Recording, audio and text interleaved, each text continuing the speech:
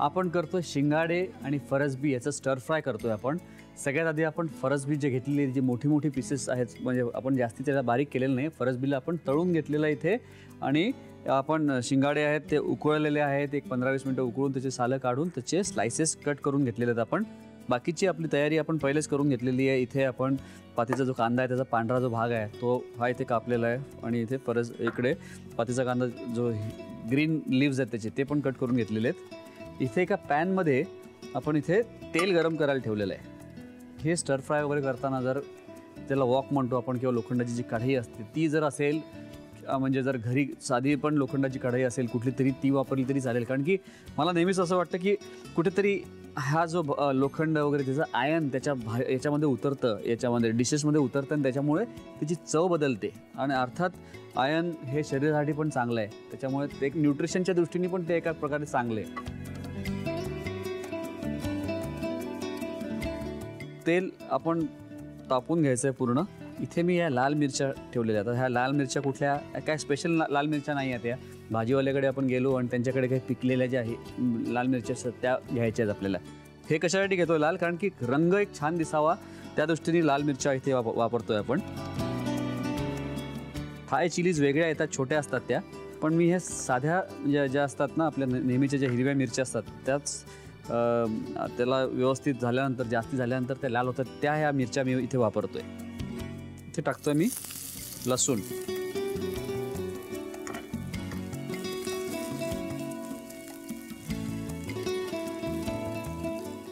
लाल मिरच्या, नंतर हा जो पांढरा भाग आहे याचा पातीच्या कांद्याचा पांढरा भाग, या तिन्ही गोष्टी मी यात टाकलेल्या आहेत स्टर फ्रायसाठी। लसणाचा मस्त फ्लेवर यायला लागलेला आहे। हाय फ्लेमवर करायचं आहे आपल्याला। शेंगदाणे जरा एकाचे 2 करून घेतो।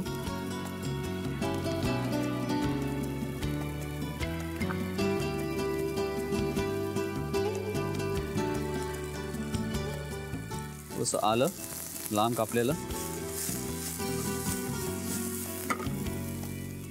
याच्यात टाकणार आहे मी हे शिंगाडे,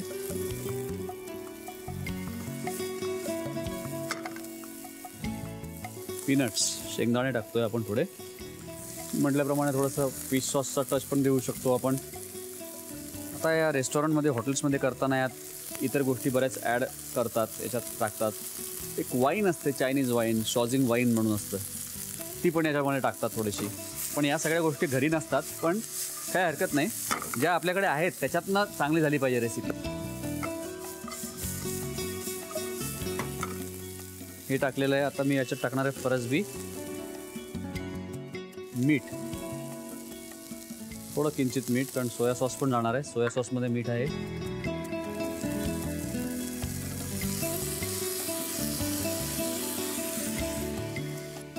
थोडंसं व्हाईट पेपर, किंचित साखर आणि सेजमी ऑइल, तिळाचं तेल थोडंसं, त्याच्यामुळे त्याला एक छान स्वाद येतो।